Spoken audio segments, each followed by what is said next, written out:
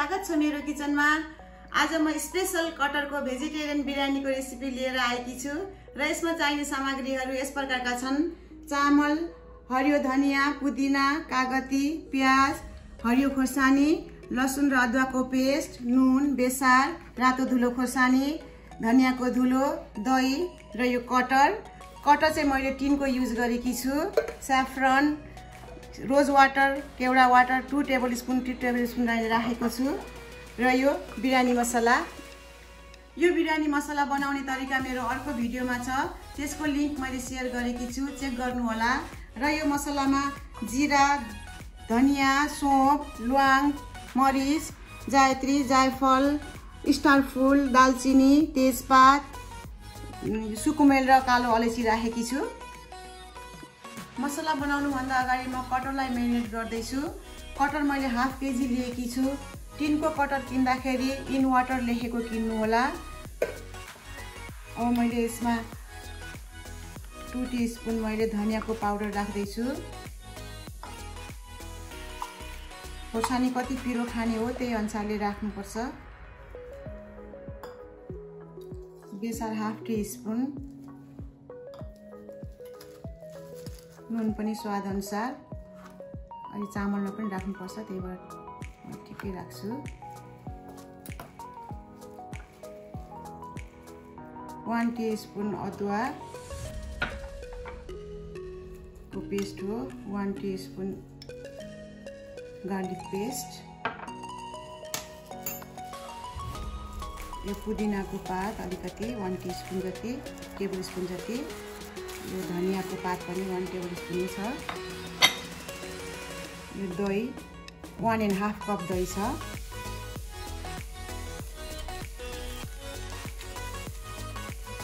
अब यसलाई राम्रोसँगले मोल्नुपर्छ।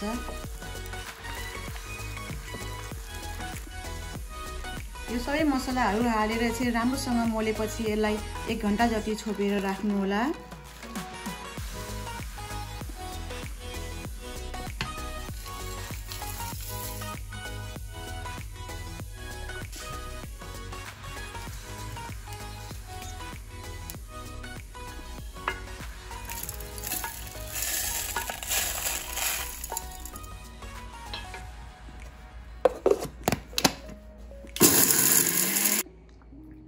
बिरयानी मसला पनि रेडी भयो।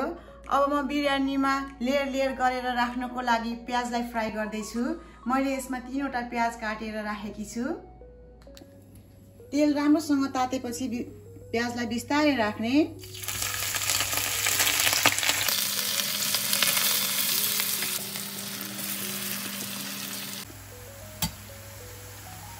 अब यो प्याज यतिको ब्राउन कलरको भएपछि चाहिँ म अलिकति यसलाई झिकेर राख्छु। यो चाहिँ अहिले मैले कटरको तरकारी बनाउँदाखेरि राख्छु।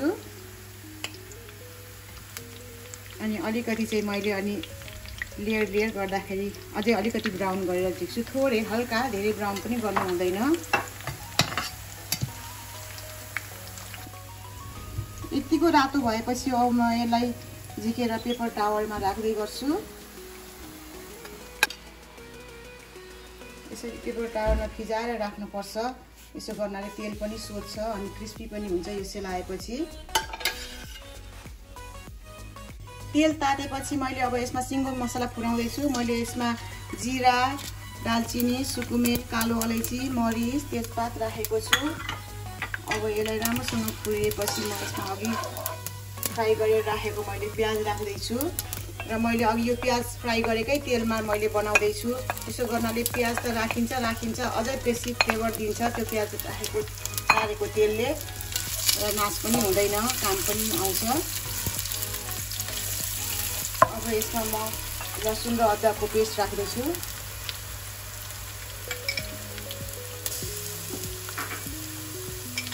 one टेबलस्पुन मैले राख्दैछु।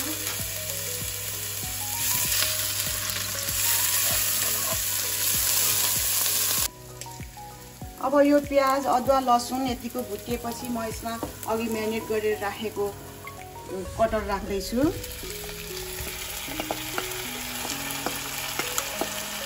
यसमा अलिकति पानी थपेर राख्छु। यसलाई राम्रोसँग चलाउने।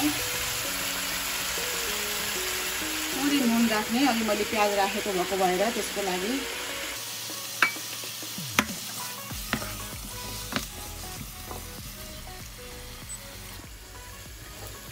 यसरी अब यसलाई प्याज हालेर यो कटर हालेपछि एकैछिन चलाउने।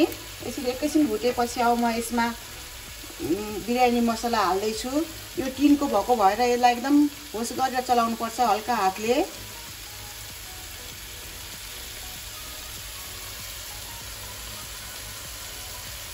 3 टेबलस्पुन मैले मसला राखेँ।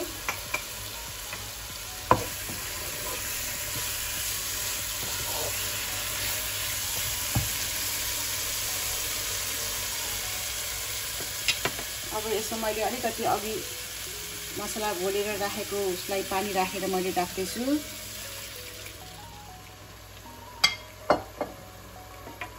अब एकचोटि राम्रोसँग चलाएर म एकछिन छोपेर पकाउँछु।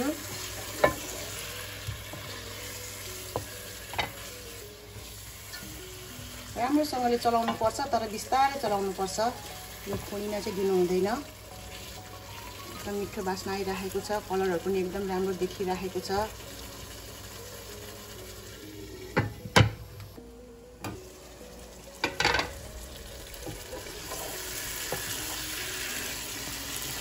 राम्रोसँगले पाक्दैछ, मिठो बास्ना पनि आइरहेको छ।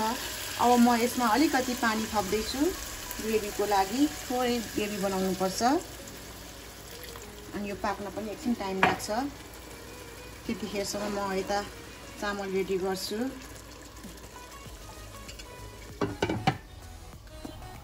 राइसको लागि पानी तताउने। पानी तातिएपछि अब म यसमा अलिकति सुकुमेल र दालचिनी राख्दैछु अनि नुन पनि राख्दैछु।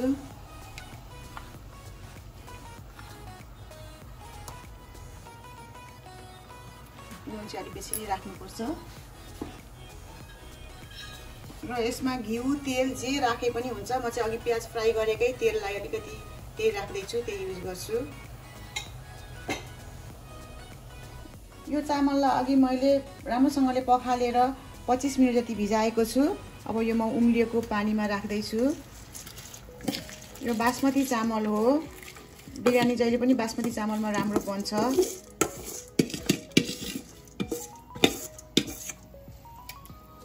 चामल राखेपछि धेरै चलाउनु हुँदैन।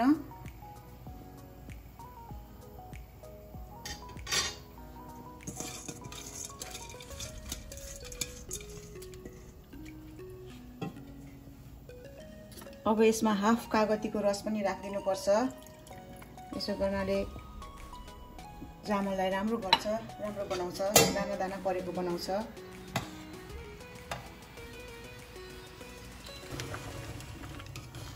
बिस्तारै यसरी हल्का हातले बिस्तारै चलाउनु होला चामल राखेपछि। अनि अघि कागतीको रस राखेपछि यसरी दाना दाना पर्छ, फरर पार्छ, चामललाई टाँसिन दिँदैन।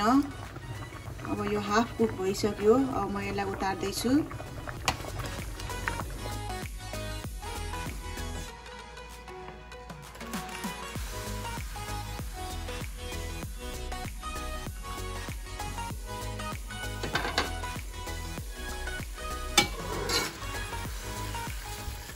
कटर पनि पाक्यो। अब म यसलाई लेयर गर्नको लागि पहिला अलिकति यसरी छुट्याउँछु।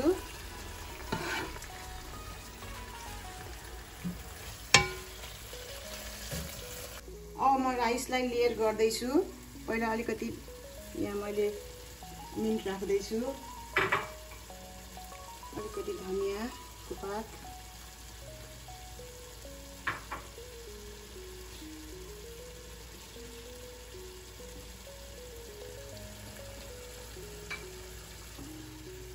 अब राइसलाई बिस्तारै राख्ने।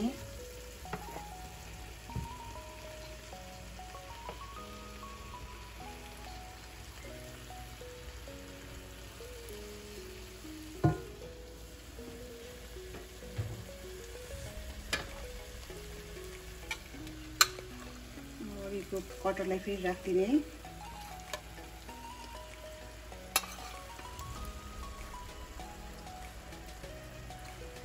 भिजाएर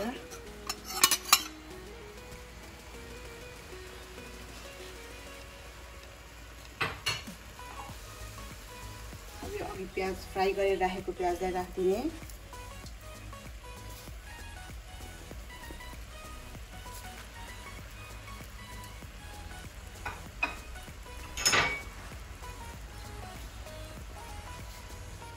अघि यसमा त्यो केवडा वाटर र रोज वाटर राखेको थिएँ। यदि हजुरहरूसँग केवडा वाटर र रोज वाटरमा एउटा जुन छ त्यही राख्दा पनि हुन्छ, यदि छैन भनेदेखि केही नराख्दाखेरि पनि हुन्छ। यसलाई पनि हल्का यसरी फिजाएर राखिदिनुपर्छ। यसले एकदम मिठो बास्ना ल्याउँछ, बिरयानीमा एकदम राम्रो टेस्ट ल्याउँछ।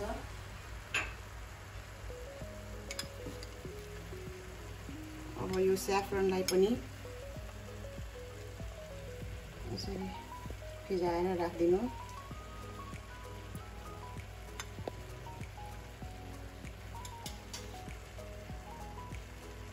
फेरि अलिकति पुदिना,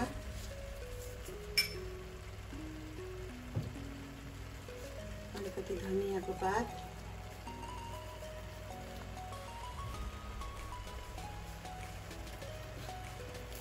फेरि प्याज,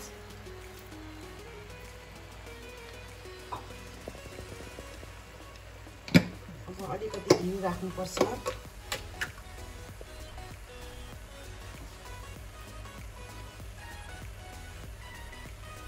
घिउले पनि एकदम राम्रो बास्ना ल्याउँछ, बिरयानीको टेस्ट नै अलग ल्याउँछ यसले। घिउ बिना त बिरयानी मिठै हुँदैन।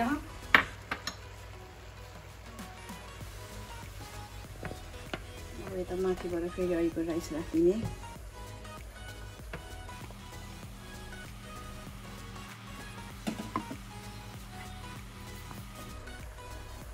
प्याज फेरि राख्ने।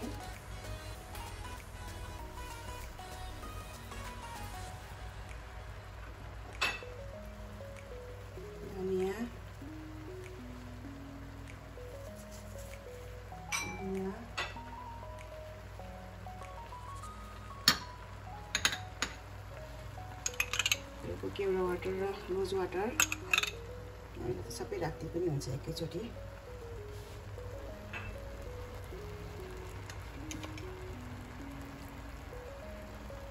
स्याफ्रनलाई पनि राखिदिने।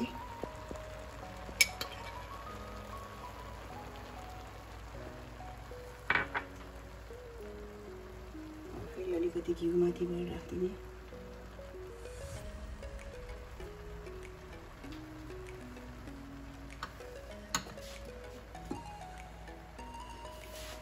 हरियो खोर्सानीलाई मैले यसरी राख्दैछु। पिरो कति खान मन लाग्छ त्यही अनुसारले राख्दा हुन्छ। तातो र हरियो खोर्सानी मिसाएर राख्दैछु।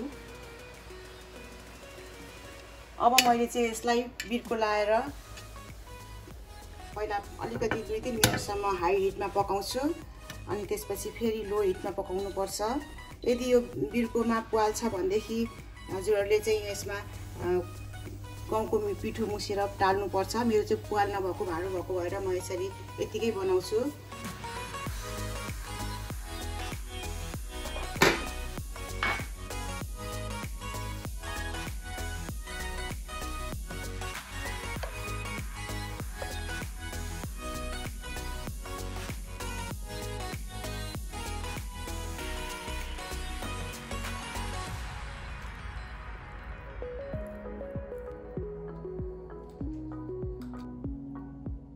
मैले यो बिरयानीलाई 15 मिनट लो हिटमा पकाएँ र यो रेडी भयो। कटरको बिरयानी भेजिटेरियनको लागि एकदमै राम्रो अप्सन हो र नन भेजहरूले पनि उति नै इन्जोय गरेर खान सक्नुहुन्छ।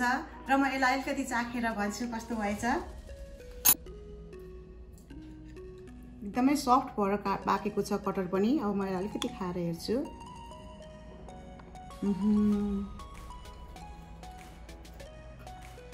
कटरको एकदमै राम्रो टेक्सचर आइरहेको छ। बिरयानीको स्वाद पनि एकदमै मिठो छ, बास्ना हर आइरहेको छ। हजुरहरूले पनि यसरी नै बनाएर इन्जोय गर्नुहोला र मेरो च्यानललाई लाइक र सब्स्क्राइब गर्नलाई नबिर्सिदिनु होला। Thank you.